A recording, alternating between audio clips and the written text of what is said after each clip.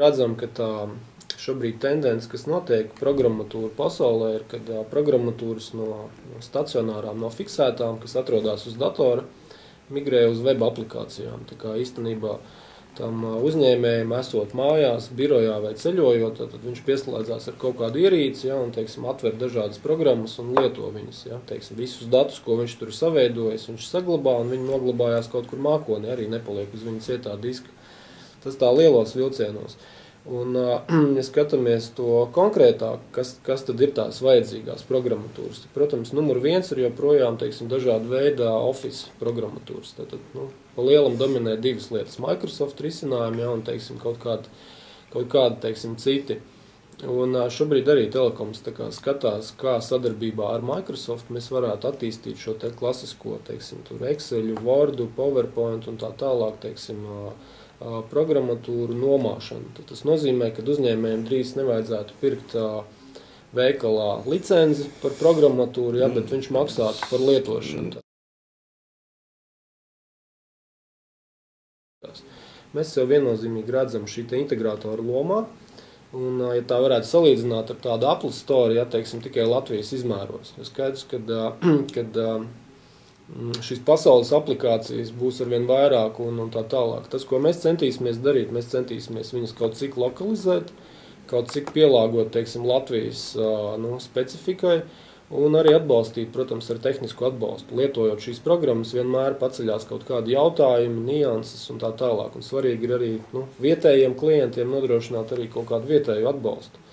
Tā kā jā, tā vīzija mums ir tāda, kad veidojās šāda te web platforma, kur tad uzņēmējs var, teiksim, iegādāties vai šīs te Office programmatūras, vai kaut kādu vienkāršu CRM programmatūru, tad ir dažādi e-komercijas rīki, kas viņam ļautu arī savus klientus apkalpot, teiksim, tur vairāk elektroniskāk un tā tālāk. Tad noteikti tie ir kaut kādi, teiksim, dažādi veidi arī drošības risinājumi. Teiksim, tas programmatūru klāsts īstenībā būtu, kā lai saka, modelis tāds, to, ko šobrīd lielie uzņēmumi, dažādi veidi aplikācijas. Viņas īstenībā caur šiem mākoņu risinājumiem būs pieejamas arī maziem uzņēmumiem.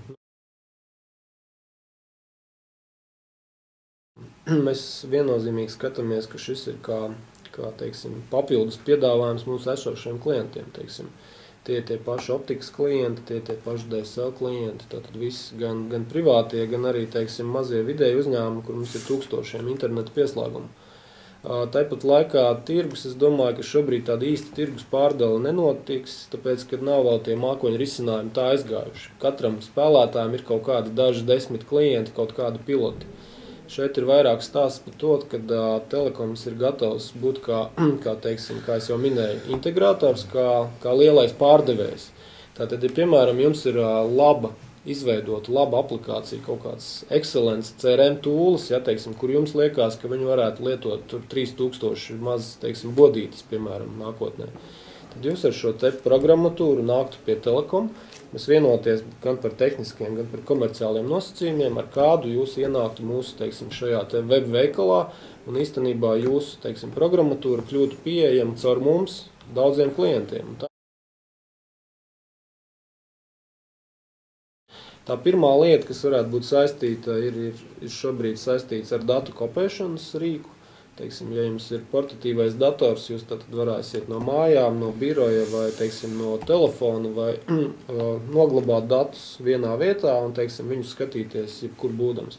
Un tāpat laikā arī varbūt arī uz interaktīvās televīzijas, teiksim, jūs varēsiet atvērt kaut kādus dokumentus, failus, paskatīties uz televīziju. Tas droši vien būtu tāds pirmais taustāmais produkts, otrs droši vien būs saistīts ar e-komercijas rīkiem, teiksim. Mēs gribam, kad joprojām paskatāmies Latvijā ar 50% tikai no uzņēmumiem savas mājaslapas, tas nozīmē, ka vēl joprojām tas tirgus ir apgūstams tādā ziņā, ka uzņēmējiem ir jācenšas savus klientus meklēt, atrast, apkalpot arī internetā, jo visi sociālie tīkli pieaug un, teiksim, tā paudze mainās un lietotāju skaits pieaug katru dienu īstenībā.